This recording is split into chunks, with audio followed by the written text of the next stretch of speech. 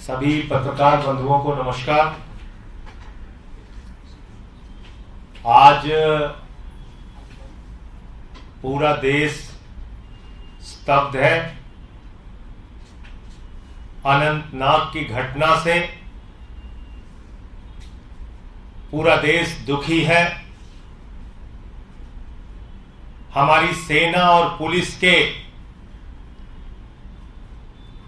3 अधिकारी आतंकवादियों से लड़ते हुए शहीद हो गए। सेना के 2 जवान आतंकवादियों का मुकाबला करते हुए शहीद हो गए। और इतना ही नहीं, आर्मी डॉग, सेना का वो जाबाज जानवर केन, उसने भी आतंकवादियों का मुकाबला किया, उसने भी गोली खाई, उसने भी अपनी जान दी,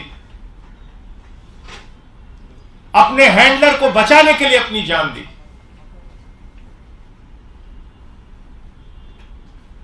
देश की सेना के कर्नल मनप्रीत सिंह जी, जो पंजाब की धरती से आते हैं, उन्होंने अपनी शहादत दी। मेजर आशीष, जो 3 बहनों के अकेले भाई थे, हरियाणा की धरती से आते हैं, उन्होंने अपनी शहादत दी। डीएसपी हुमायूं भट्ट, जिनके पिता जम्मू कश्मीर की पुलिस में आईजी थे, हुमायूं भट्ट, जो अपने पीछे अपने पिता, अपने परिवार, अपनी पत्नी और अपने 2 महीने के बच्चे को छोड़ के गए। पूरा देश उनके सर्वोच्च बलिदान को नमन करता है। राइफलमैन रवि कुमार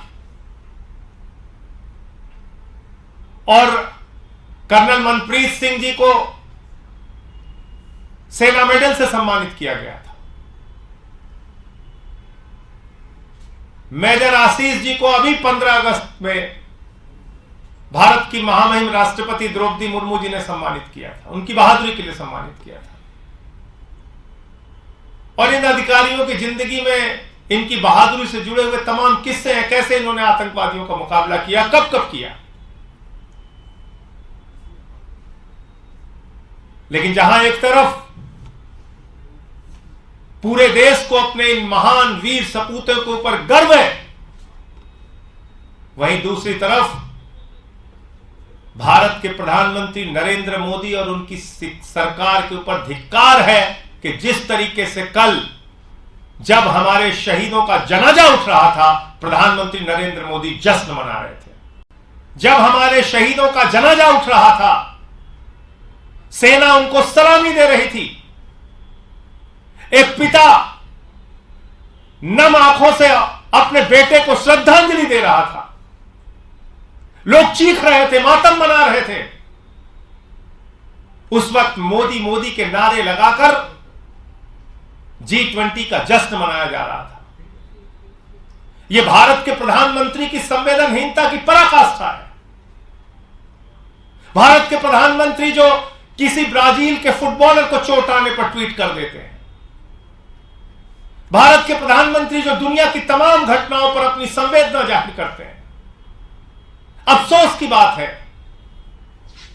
कि इतना समय बीत गया, आप जश्न मनाने में व्यस्त थे, जुलूस निकालने में व्यस्त थे, मोदी मोदी के नारे लगवाने में व्यस्त थे, लेकिन अपने सेना के अधिकारियों के प्रति आप संवेदना का ट्वीट करने के लिए 2 मिनट की फुर्सत नहीं पाते। यह किस प्रकार के संवेदनशीलता है आपकी? कैसे आप अपने आप को भारत मां का लाल कहते हैं? कैसे राष्ट्र की सुरक्षा के साथ इतना खिलवाड़ कर सकते हैं आप? आपने दावा किया था इस देश में आतंकवादियों का खात्मा होगा, आपने दावा किया था कि जम्मू कश्मीर में आतंकवाद को आप समाप्त करेंगे। कभी पुलवामा में हमारे 40 जवान शहीद हो जाते हैं, कभी 4 अगस्त को हमारे जवानों के टेंट पे हमला होता है, हमारे जवान शहीद हो जाते हैं, कभी कर्नल मनप्रीत सिंह, मेजर आशीष, डीएसपी हुमायूं भट्ट और हमारे सेना के 2 जवान और आर्मी का वो बहादुर डॉग, वो भी देश की रक्षा के लिए शहीद हो जाता है। एक आर्मी के डॉग को देश की रक्षा की चिंता है, लेकिन भारत के सर्वोच्च पद पर बैठे हुए भारत के प्रधानमंत्री को अपने जवानों के प्रति संवेदनशीलता नहीं है। बहुत अफसोस की बात है, पीड़ा की बात है, दुख की बात है, हम सब के लिए बहुत सी शर्म की बात है कि देश के प्रधानमंत्री आखिर क्यों ऐसी घटनाओं पर जश्न मना रहे होते हैं। पुलवामा में हमारे जवान शहीद होते हैं, उत्तराखंड में शूटिंग में व्यस्त है हमारे देश के प्रधानमंत्री। घंटों बाद उनको होश आया कि नहीं, अब हमको डिस्कवरी की शूटिंग से निकलना चाहिए। कोरोना की महामारी में लाखों लोग देश के अंदर मर रहे होते हैं, शमशान घाट में लाशें बिछी होती हैं, गंगा की घाटों पर लोगों को अंतिम संस्कार करने की जगह नसीब नहीं होती। ऐसे समय में भारत के प्रधानमंत्री बंगाल के चुनाव में व्यस्त होते हैं,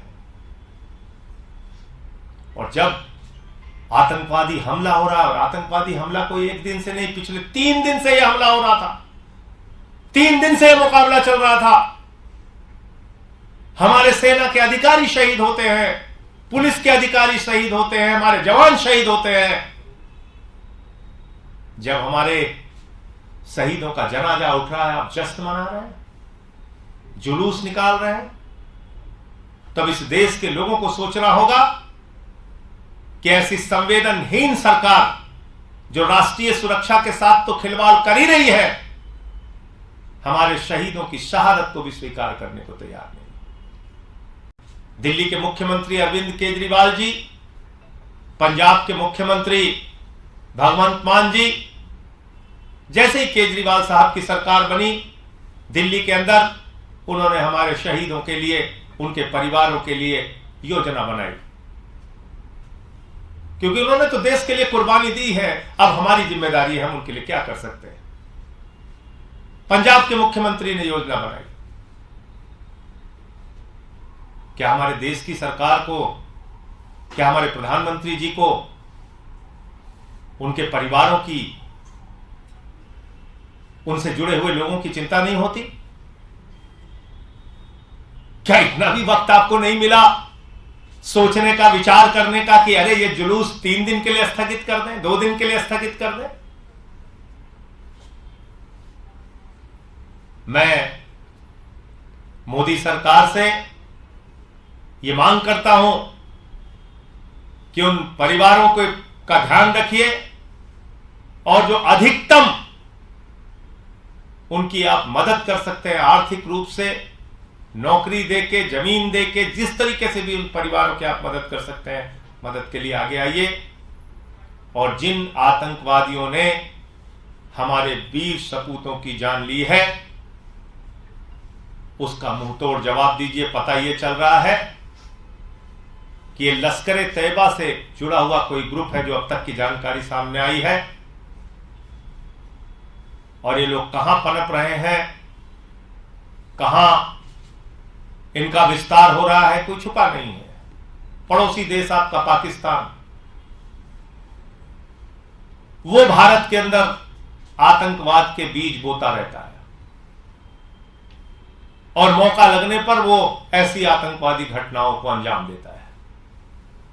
पाकिस्तान पोषित, पाकिस्तान के द्वारा प्रायोजित यह आतंकी घटना और हिंसा का भारत के प्रधानमंत्री को मुंहतोड़ जवाब देना चाहिए। लेकिन मैं बहुत स्पष्ट तौर पे कहना चाहता हूं कि हिंदू धर्म का और सनातन धर्म का इस धरती पर सबसे ज्यादा नुकसान अगर किसी ने किया है, तो उस पार्टी का नाम है भारतीय जनता पार्टी, और उस नेता का नाम है नरेंद्र मोदी। मैं कैसे कह रहा हूं 2 मिनट में आपको बताना चाहता हूं। ये वो लोग हैं जो प्रभु श्री राम के मंदिर में चंदा चोरी का काम करते हैं। मैंने उसका प्रमाण दिया था। 2 करोड़ की जमीन 18.5 करोड़ रुपए में इन लोगों ने खरीदने का काम किया मात्र 5 मिनट के अंदर। 16.5 करोड़ रुपए के भ्रष्टाचार का प्रमाण है भाजपाइयों के खिलाफ प्रभु श्री राम के मंदिर के निर्माण में। दूसरा, इनका एक उप मुख्यमंत्री थे दिनेश शर्मा जी, उन्होंने कहा सीता मैया टेस्ट ट्यूब बेबी है। योगी आदित्यनाथ जी इनके नेता हैं, उन्होंने तो भगवान की जाति खोज ली। कहने लगे बजरंगबली जी दलित थे, आदिवासी थे। बताइए कहा नहीं कहा उन्होंने। शिवराज सिंह जी मुख्यमंत्री हैं मध्य प्रदेश के, उन्होंने क्या कहा? नरेंद्र मोदी जी भगवान श्री राम हैं और अमित शाह जी बजरंगबली हैं। आप हमारे देवताओं की तुलना नरेंद्र मोदी और अमित शाह से कर रहे हैं? यह धर्म का अपमान नहीं है? इसी संसद के अंदर एक सांसद महोदय ने क्या कहा था? विस्की में क्या बसे और जिन में क्या बसे और ठर्रे में क्या बसे। उनके बेटे को तो आप कैबिनेट मंत्री के पद से सुशोभित कर रहे हैं। इतिहास पता है आपका भाजपा को? मैं बताता हूं आपको। मुख्यमंत्री बनाया इन्होंने मायावती जी को, रिकॉर्ड तलाशिएगा जाके। मुख्यमंत्री बनाया, भारतीय जनता पार्टी के 176 विधायक थे और मायावती जी के 60-65 विधायक थे। पहली सरकार बनी थी, पहली सरकार। और उसमें किसका मेला लगवाया था मायावती जी ने? पेरियार का मेला लगवाया था। पेरियार कौन थे? रावण समर्थक थे। बताइए बीजेपी के एक भी नेता ने, मंत्री ने इस्तीफा दिया हो? और इसी डीएमके के साथ 2-2 बार सरकार बना चुके हैं। बताइए आप। तो इसलिए हमको भाजपाइयों से नहीं सीखना है हिंदू धर्म और सनातन धर्म। हम जानते हैं सनातन धर्म और हिंदू धर्म को कैसे निभाना है, क्या उसकी परंपरा है, क्या उसका संदेश है। हिंदू धर्म का संदेश है वसुदेव कुटुंबकम, पूरा विश्व हमारा परिवार है। अरे हम तो हर पूजा के बाद कहते हैं धर्म की जय हो, अधर्म का नाश हो, प्राणियों में सद्भावना हो, विश्व का कल्याण हो। भाजपाई क्या कहते हैं? प्राणियों में दुर्भावना हो।